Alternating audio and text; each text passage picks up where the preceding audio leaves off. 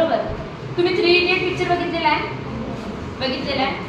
त्याच्यामधून 3 इडियट मध्ये खूप सारं म्हणजे मोरल ऑफ दॅट मूवी खूप सारं शिकण्यासारखं आहे. मला त्यातले 2 डायलॉग खूप आवडलेले आहेत. ऑल इज वेल. कितीही कठीण प्रसंग आला तर तो काय म्हणतो, ऑल इज वेल. म्हणजे एकतर कंडिशन कशी येऊ शकेल, खराब येईल, एकतर चांगली येईल. नंतर मी प्रिन्सिपल सरांजवळ गेली. आपल्या सरांना म्हटलं, सर मला हे बुक पाहिजे आणि हे बुक मला 1 महिन्यासाठीच पाहिजे. 30 दिवसाच्या वरती जरी काही जरी दिवस झाले तर मी फाईन पे करेन. बरोबर.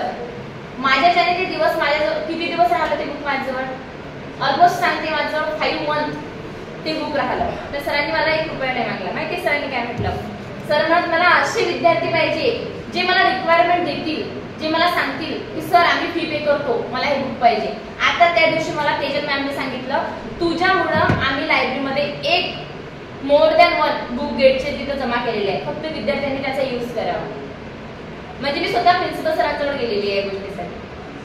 आणि चांगलं इंजिनियर व्हा.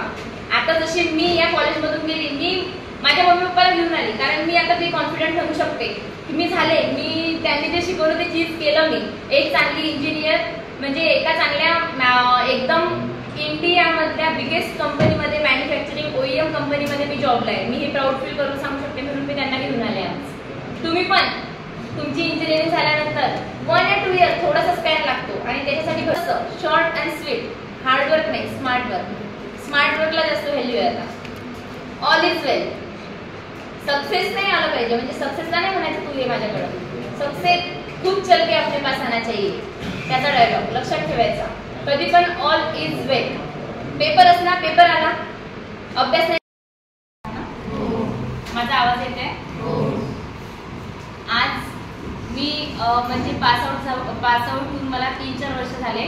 बट याचं रिझन एकच आहे की मी आधी सर्वांना माझे respected good afternoon everyone and my respected teachers, principal sir तर नाही आहे इथं, आणि माझ्या मम्मी पप्पांना पण घेऊन आले. मी आज याच्यासाठी आलेले आहे की म्हणजे मी इंजिनिअरिंगचा माझा हा जर्नी प्रवास मी कसा केला आहे आणि तेव्हा कसे होते मी आणि आता कसे आहे हे तुम्हाला म्हणजे माझ्या स्पीचमधून थोडंसं म्हणजे तुम्हाला पण मोटिवेशन भेटेल की आपण पण कदाचित असं करू शकतो आणि करू शकतात.